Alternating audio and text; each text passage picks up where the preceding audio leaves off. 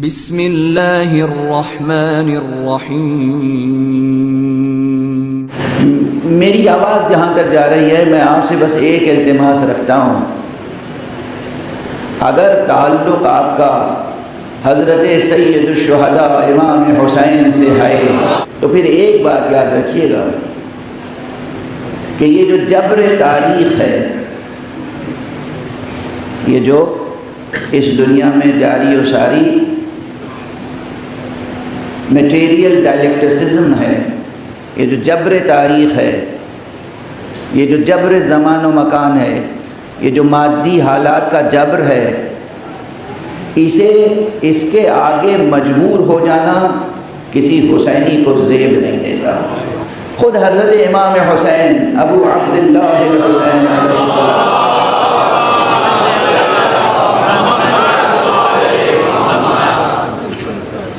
اگر جبر تاریخ کے فلسفے کو ہم قبول کر لیں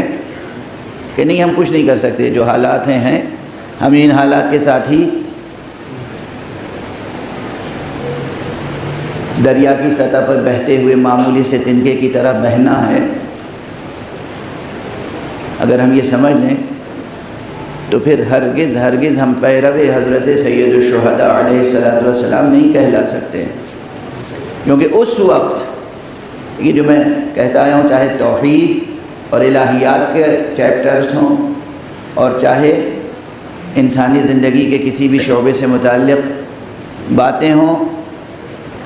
میں نے کہا نا کہ پوری انسانیت میں یہ 5 انوار جو ہیں یہ اللہ کی حجت ہیں، اللہ کی سب سے بڑی آیت ہیں، یہ ہیں آفتاب افلاک ہدایت۔ تو آقا حضرت ابو عبداللہ الحسین علیہ السلام کی مثال بہت روشن ہے۔ اگر جبر حالات کا فلسفہ جوں کا توں قبول کر لیا جائے، برحق سمجھ لیا جائے، تو پھر انکار بیعت کے کیا معنی ہیں، پھر قیام کربلا کے کیا معنی ہیں، حالات کیا کہہ رہے تھے، جبر سیاسی کیا تھا، اقتصادی حالات کیا تھے، سماجی حالات کیا تھے، ان تمام حالات کے مقابلے میں تنہا حضرت امام ابو عبداللہ الحسین کا کھڑا ہونا اور کامیاب ہونا، یہ یاد رکھیے گا دونوں جملے، ہرگز اس مغالطے میں نہ آ جائیں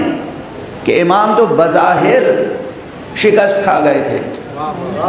نہ ہمارے امام بظاہر شکست کھا گئے تھے نہ بباطن، بظاہر بھی فاتح حسین تھے، بباطن بھی فاتح حسین۔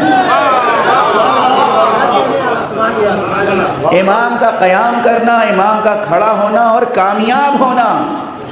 اس ناقص مادی جدلیاتی فلسفے کی رد کے لیے کافی ہے کہ دیکھو پوری دنیا ایک طرف ہو جائے، حالات کچھ بھی ہوں، سیاست کا رخ کچھ بھی ہو، اگر انسان توحید حق صمدی کے ساتھ جڑا ہوا ہو، دل میں چراغ توحید روشن ہو، انسان میں حریت ہو، آزادی ہو، انسان کے اندر حمیت ہو، غیرت ہو، انسان کے اندر عزم ہو، وہ اولو العزم انسان ہو، تو پوری دنیا شکست کھا جاتی ہے، وہ فاتح ہو کے سامنے آتا ہے۔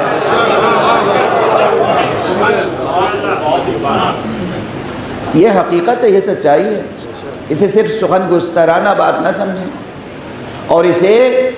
یہ نہیں کہ بڑی بڑی سیاسی تحریکوں کے ساتھ ہی صرف جوڑا جائے، یہ خیال ہو، یہ تصور نہیں، زندگی کی چھوٹی بات ہو یا بڑی بات، ہر چیز کے ساتھ یہ تصور وابستہ ہونا چاہیے کہ ہم ہیں کون، ہم خدا رکھتے ہیں، ہم ہیں کون، ہم محمد عربی صلی اللہ علیہ وآلہ وسلم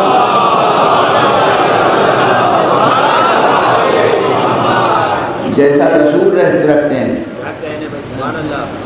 ہم امیر المؤمنین علی ابن ابی طالب علیہ السلام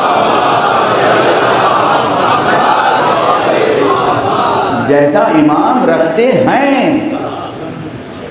اب یہ بار بار تو نہیں کہنے کی ضرورت ہے آپ کے لیے، کہ ہمارے رسول تھے نہیں، ابھی رسول ہیں، علی امام تھے نہیں، علی امام ہیں، سرکار سید الشہداء امام ابو عبداللہ الحسین